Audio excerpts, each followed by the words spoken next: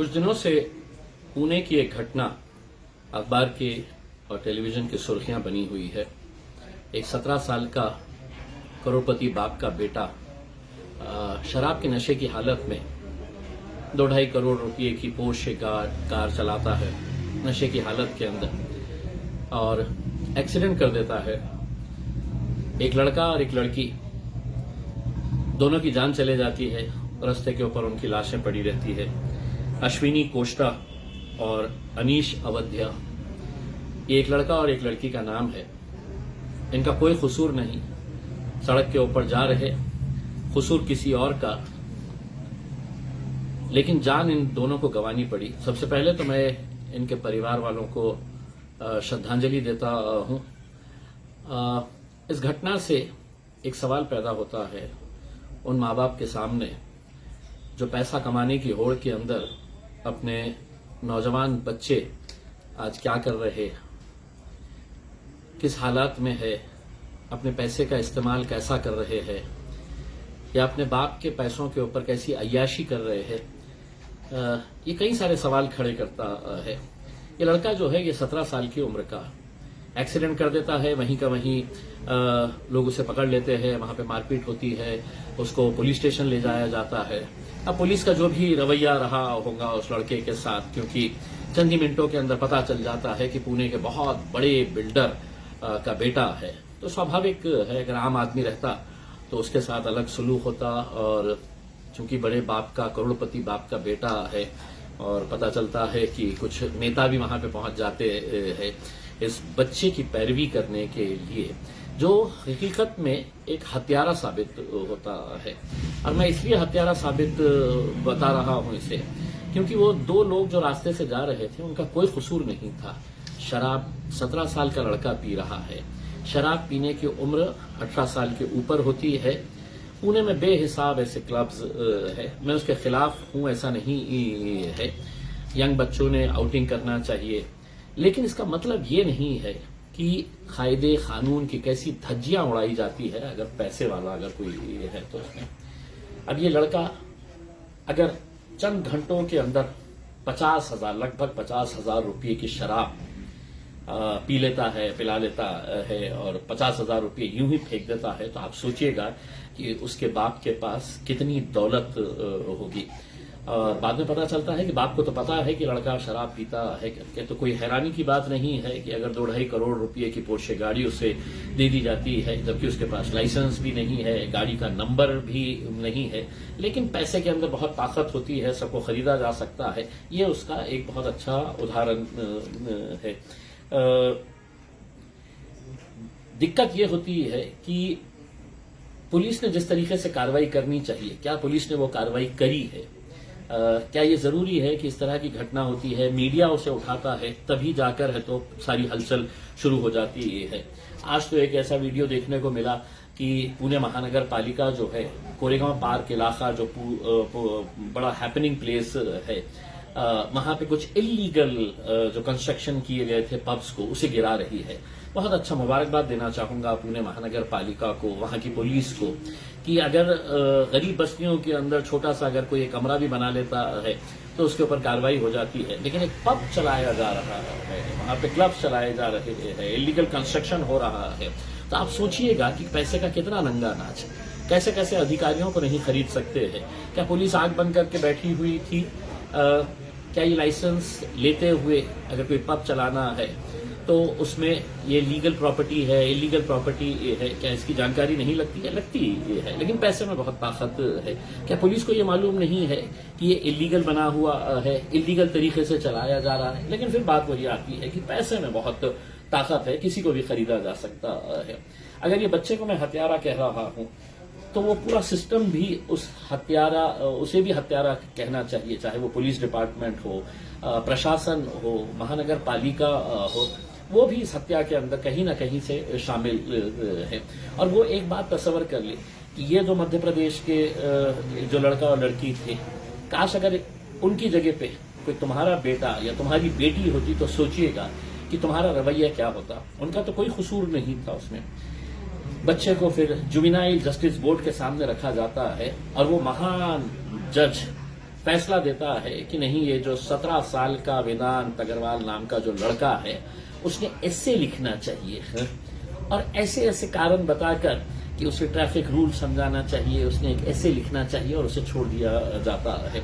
सबसे पहले तो वो जज को उस कुर्सी के ऊपर से घसीट के उसी कोर्ट के अंदर उसे चपरासी की नौकरी देना चाहिए करके, क्योंकि वो वहां पे बैठने के लायक नहीं है।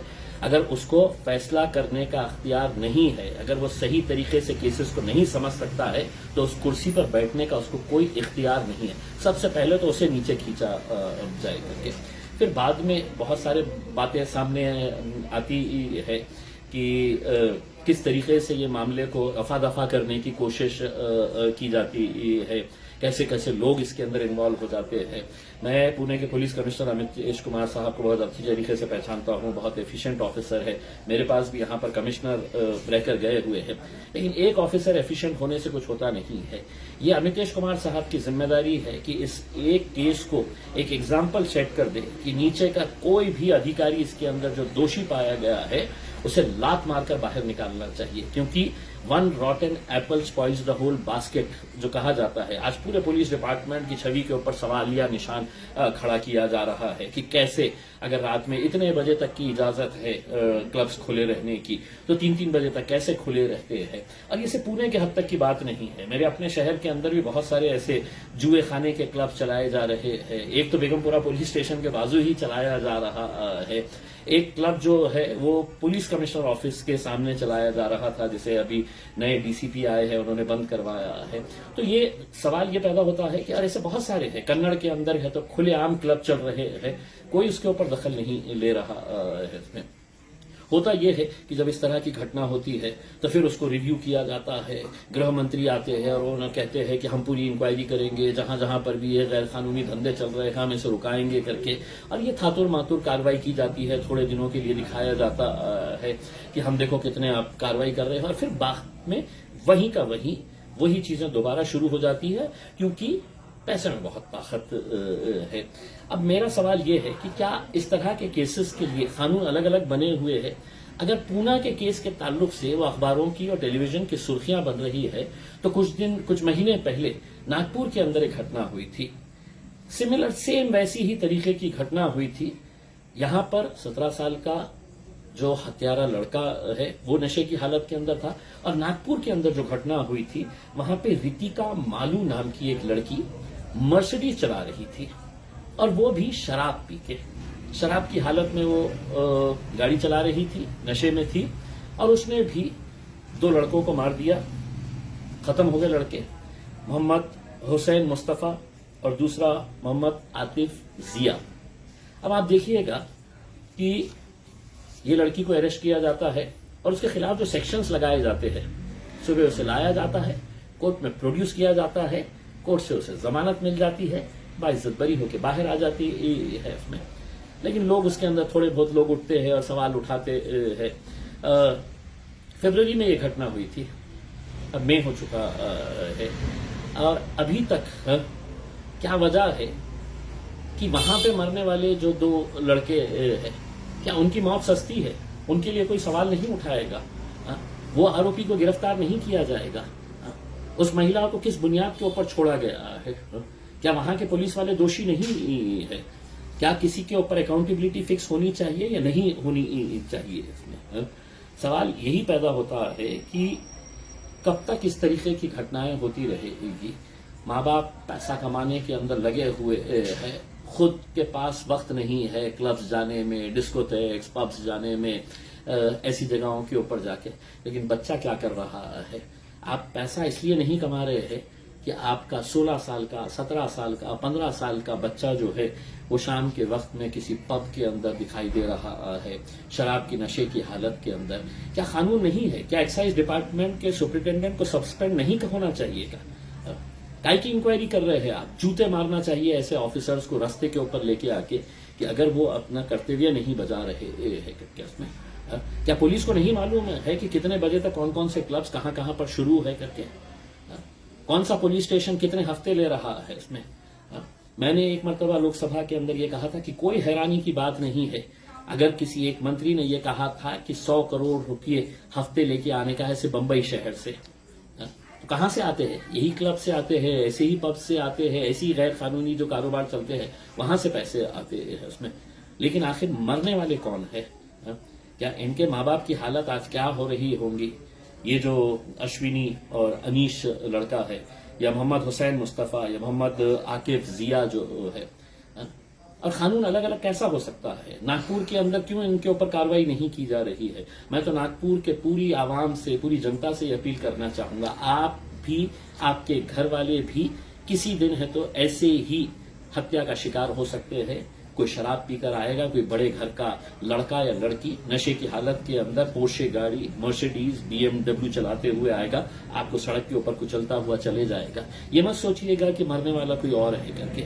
अगर वो कोई और है तो कल आपकी भी बारी आ सकती है, कल मेरी भी बारी आ सकती है। इस सिस्टम को इम्प्रूव करने की जरूरत है।